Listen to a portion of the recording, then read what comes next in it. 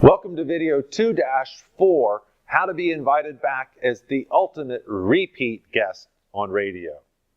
Now, after you've done a great interview, almost always the host will say, "Oh, we'd love to have you back." And almost always it's a euphemism. They're just saying that because that's what's expected. However, you need to realize that there are tons of opportunities to be invited back as a repeat guest. If you're good the first time, they're going to want to have you back. So at the end of the interview, almost always the host disconnects and you get put back to the executive producer. The executive producer's job after the interview is to say, "Thank you, thanks for being on, that was great. Can you make sure you send me your headshot and your bio and all of that?" It's the logistic stuff.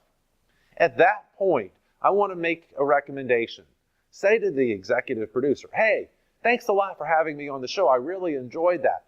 And let me know if you ever have a cancellation, if you ever need a guest with 5 minutes notice, I'm available. I just wanted to let you know that."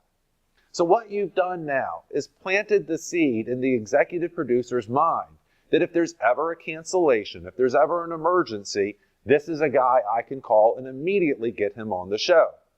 Now, I've told you that I'm a radio show host myself. I do 6 hours a week on radio, 14 guests a week.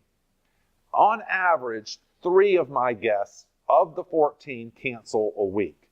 So I end up with 3 holes that I have to fill every week. And they only happen with like 10 minutes notice. It's never, 3 days from now I'm not going to be able to show up. That never happens. It's, I can't be there now.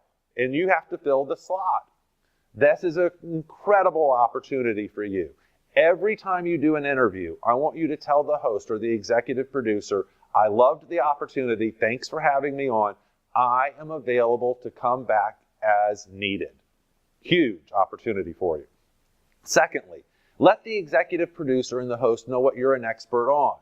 Say something like, "Wow, if you ever have a politician get indicted on an ethics scandal, I happen to be an ethics professor and would be a great guest to talk about that."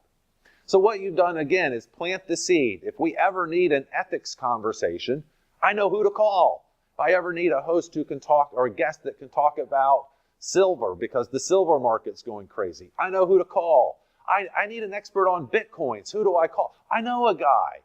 That's what we're trying to do here. We're trying to make sure that whenever an executive producer or a host is desperate for a guest, they think of you.